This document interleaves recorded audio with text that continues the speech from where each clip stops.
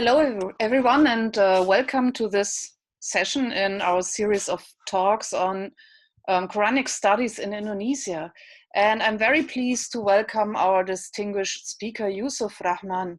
And I'm very glad he can be with us today.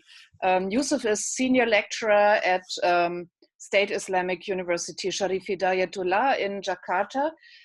He has done his MA degree and his PhD at McGill with Isa Bulata. And his work covers many aspects of pre-modern and modern Quranic interpretation. For example, he has worked on Al-Qadi Abdul Jabbar's take on I'jaz al-Quran, on Ibn Qutayba, but also on the literary interpretation of the Quran, for example, with Sayyid Qutb, whom we usually think of as an Islamist exegete, but who has done many other things as well, and maybe more interesting things. He has worked on Nasr Hamid Abu Zaid, but also on topics related to the field in Indonesia, especially on the controversy around Habib Yassin and his translation and also the edition of the Quran that he had produced, and related to that on issues related to academic freedom. And he has also examined the field of Quranic studies itself. And in this context, he's going to talk to us today about teaching Western scholarship of the Quran in the Muslim Academy. And I'm very much looking forward to this. Welcome, Yusuf. Please go ahead. Okay, thank you very much, Prof. Johanna Ping, for your kind introduction. And thank you for inviting me, Mbak Lin, also to invite me in this webinar. I think this webinar hopefully will internationalize Quranic studies in Indonesia. The title of my presentation, there is a bit revision, I just realized. So let me, can you see the presentation? Yes, okay. So the title of my presentation is Teaching Western Scholarship of the Quran in Indonesian Muslim Academy. So I put the word Indonesian. This is a research we conducted, me and Dr. Ervan Nurtawab, last year actually, to many Islamic universities in Indonesia, to UIN Jakarta, UIN Yogyakarta, and then to UIN Makassar, UIN Padang, and then IAIN Bukit Tinggi. So this is the field research that we conducted. And we just realized after the conclusion of our research, the publication of Professor Majid Daneshgar, Studying the Quran in the Muslim Academy. And to be frank, that the book by Professor Majid Daneshgar has comprehensively discussed this issue. He has also some aspect, some chapters on Indonesian context. And I will refer to his publication in my presentation.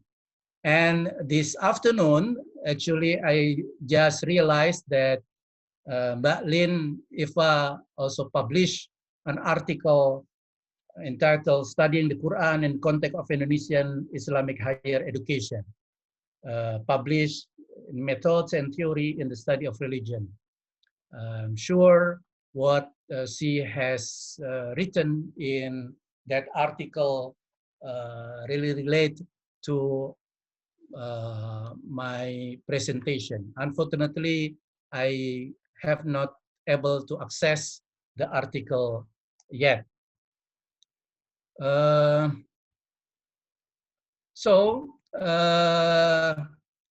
This is the continuation of my research. I have published an article on Indonesian Muslim responses to non-Muslim approaches to Quranic studies, published in New Trends in Quranic Studies, edited by Munim Siri in 2019. This article is discussing the publication, some Indonesian Muslim works on their opinion related to Western non-Muslim studies of the Quran. So this is based on the publication. And my present research, presentation is based on how the Department of Quranic Studies in Indonesia respond and taught Quranic studies conducted by non-Muslim scholar. So this is the continuation.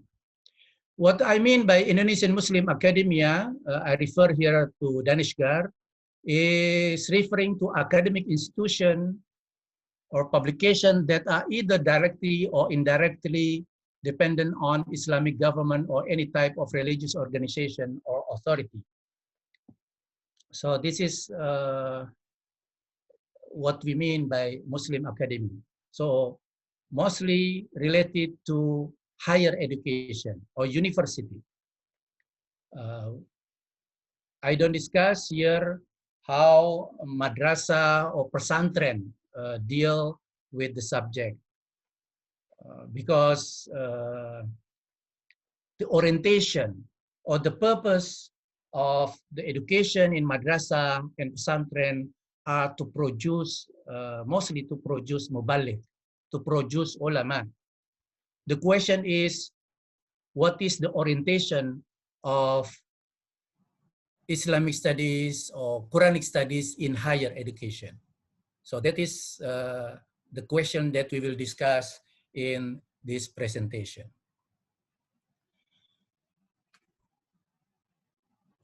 I would like to, for sure, for many of Indonesian participants here know better about this one, but I need to say a little bit on Quranic Studies department in Indonesia, what we call Ilmu Al-Quran and Tafsir. So the discipline of Quranic Studies mostly taught in the Department of Quranic Studies. I use the word Department of Quranic Studies instead of Department of Quranic Sciences and Interpretation. There are now approximately 70 Department of Quranic Studies in Indonesia. You can imagine 70 Department of Quranic Studies, either in Islamic higher education, either state or private institution. The Department of Quranic Studies is among the most favorite department in the Faculty of Usuluddin compared to Department of Religious Studies, Department of Islamic Philosophy, and others. Because of this huge number of the department, some of the department have assigned the specialty of Quranic studies in their department. Some assign with the specialty on contemporary approach to the Quran, others with living Quran, scientific interpretation, Indonesian tafsir, digitalization of the Quran, classical and contemporary tafsir, tafsir Maqasidi, tafsir Borneo, tafsir Melayu, and so on and so on. So they have to differentiate, to make it distinguishable with other Department of Quranic Studies. They have set their own specialty. But all of them have the same orientation. That is to produce the graduate who have the capacity as a mufassir, as a Quranic interpreter, or as a researcher in Quranic studies or academician in Quranic studies.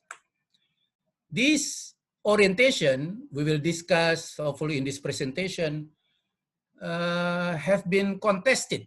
Yeah, either you want to produce a practitioner or you want to produce a researcher, an academician. So this is the issue. And finally, I would like to inform you about this Association of Quranic Studies, where Mbak Lin is the secretary of this association. It is established in August 2015. Yeah, it is headed now by Professor Dr. Sahiran Syamsuddin. Almost all Department of Quranic Studies become a member, join this association. For sure, it is not compulsory for them to join, but those who join this association will benefit, for example, on the sharing knowledge, yeah, collaboration, and others. And this Association of Quranic Studies in Indonesia have many activities, the same like IQSA, International Quranic Studies Association, yeah, who has annual meeting. This association also has annual meeting, who has a journal. This association also has a journal called Noon, yeah, and many other activities. But what is important to discuss from this association is that this association proposes 17 courses, 17 subjects to be included in the curriculum.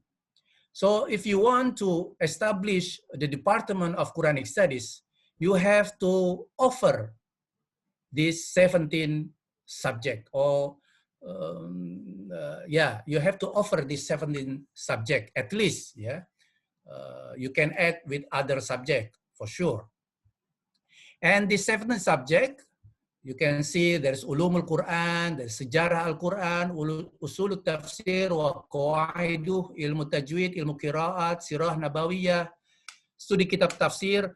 All these subjects, according to Daneshgar, traditional courses, yeah, can be considered as traditional because it is also offered in other academy.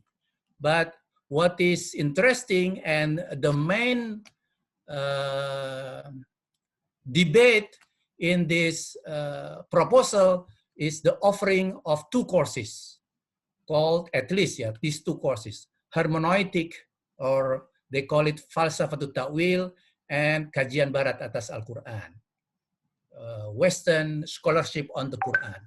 These two subjects have been debated by many scholars in Indonesia. Why the Department of Quranic Studies have to offer these two courses? So this is the main subject, or the main issue in my presentation, in my paper.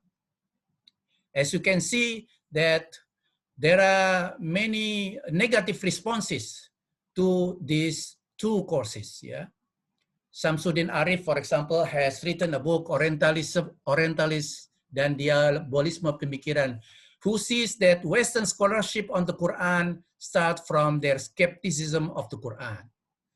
Hamid Fahmi Zarkashi considered as Western scholarship as based on Western worldview, which is very different from Islamic worldview.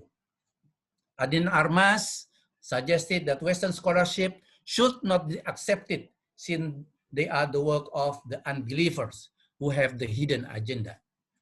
They usually refer to the verse of the Quran, Quranic verse, Quran 2:120, walan tardo ankal Yahud walan Nasara hatta tattabi'a millatahum. The Jews and the Christian will not be satisfied with you until you follow their religion. So according to them, only a devout Muslim has the legitimate prerogative to write on Islamic and its related subject. So you can see how these two causes have been received negatively in many works of Indonesian Muslim scholars. Now the question, or our research question, is how this Western scholarship on the Quran, kajian Barat terhadap Quran, or how the Western product, because hermeneutic is considered as Western product, taught or received in Indonesian Muslim academy or in Islamic universities. So this is our main research question. So I will give you our findings so far.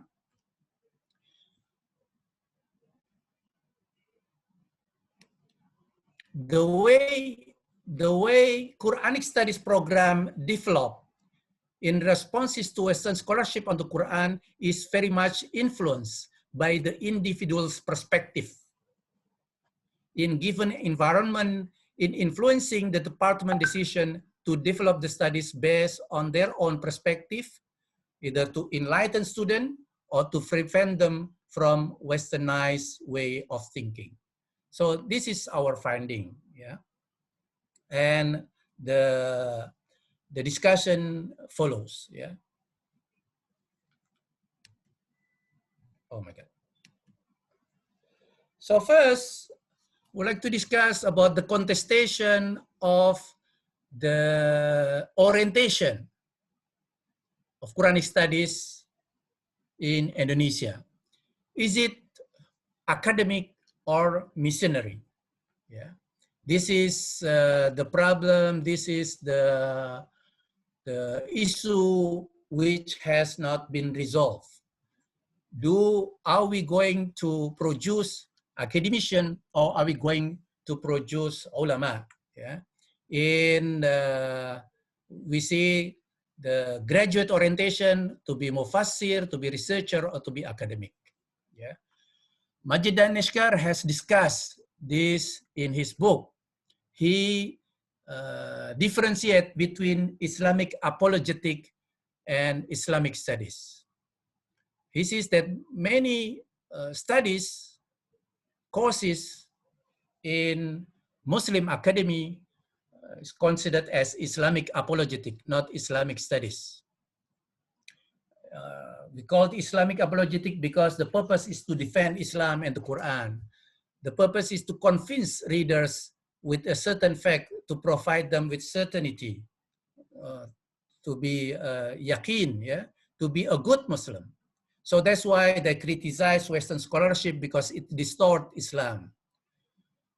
To do this, they have to select some sources for the student to read, to teach, and some sources not to read or to teach. They offer some courses, but they drop some courses.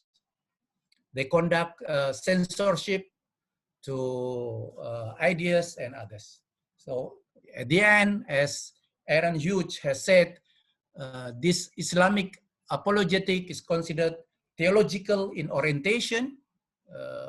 If your institution is Sunnite, so you will provide with Sunnite sources, Sunnite methodology, and others. So theological in orientation, manipulative in its use of sources, yeah, and distortive in conclusion. Now we will see how this contestation arises in the Department of Quranic Studies in many Islamic universities. I have to say that we only conducted in 4 or 5 Islamic universities. Yeah, we do not have time yet to conduct in other universities. Hopefully, we will do it with your suggestion. So this is one I would like to call, if I may, the institution which we can call, classify as Islamic apologetic. Yeah, you see, there is a relation between personal influence and structure. Structure meaning the department, structure meaning the proposal from the Association of Quranic Studies in Indonesia to propose Western scholarship and how it deal with the personal opinion. This is a very influential figure in UIN Makassar. Yeah, his name is Professor Muhammad Rafi Yunus, PhD, who passed away in 2018. Allah yarham.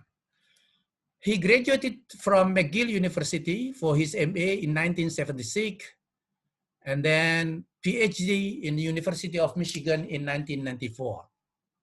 And then he became a lecturer at UIN Makassar in the Department of Quranic Studies. And at the same time, he is also a Kiai. Yeah?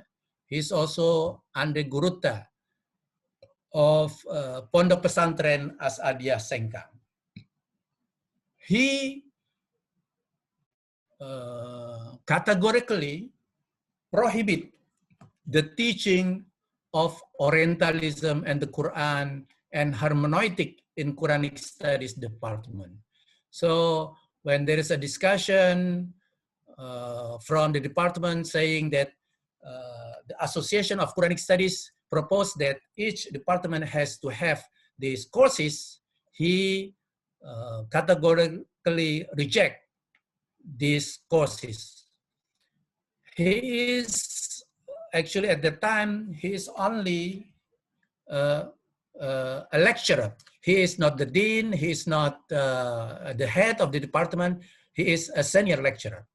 And he said that you cannot teach Orientalism and the Quran and hermeneutics in the department. You can offer these courses in other departments. For example, you have hermeneutic in the Department of Islamic Philosophy. You have Orientalism in religious studies, but not in Quranic studies. Because according to him, the graduate's orientation in Quranic studies is to defend Islam and to become a balik, not as a philosopher, according to him. What is the department response? The department has to accept this suggestion from this influential. One of them because most of the head of or the dean of the department or the head of the department are graduate of this Pondok Pesantren. So they have some kind of loyalty, some kind of barakah to the teacher.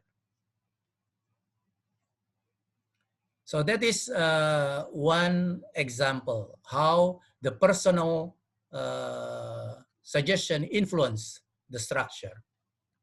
And I classify that as Islamic apologetic. Another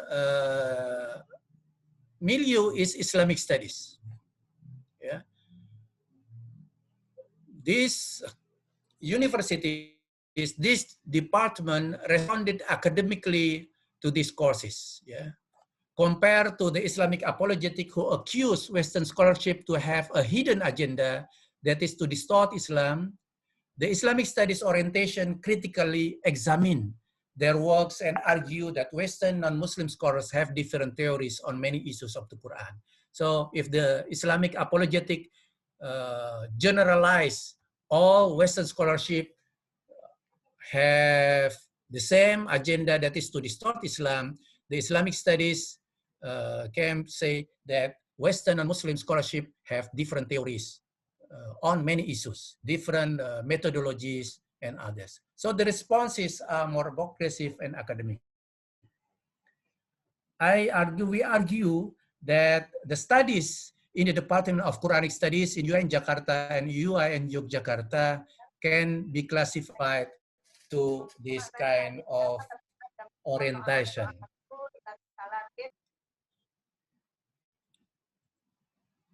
And why this kind of milieu can be established, can be found in these universities. I'm sure that in some other places, in some other institution, maybe they have the same milieu. We suggest that there are two factors which support this Islamic studies milieu, not the Islamic apologetic milieu. One of them, since our theory is about the individuals, the personals, so one of them is the availability of human resources, lecturers, especially young lecturers who have the same perspective in relation to academic openness. We have this in UIN Jakarta, we have this especially in UIN Yogyakarta. So their strong collaboration, their strong social capital can influence the department to offer these courses to the student. And the second factor is neighboring universities, which support the academic atmosphere and academic collaboration. For example, UIN Jakarta with neighboring universities Paramadina and Sekolah Tinggi Filsafat Dirgantara can invite lecturers, speakers from these universities to give some ideas about Western scholarship on social sciences and others. The same thing with UIN Jakarta with their neighboring universities, University Gajah Mada and Krishna UKSW, and so on and so forth. So these factors support the production of Islamic studies milieu in these universities. So to conclude, the issue in my presentation is how Quranic Studies Department in Indonesia respond to Western scholarship of the Quran. We argue, I would like to repeat, that the way Quranic Studies program developed in response to Western scholarship on the Quran is very much influenced by the individual perspective in given environment in influencing the department decision to develop the studies based on their own perspective, either to enlighten students or prevent them from westernized way of thinking.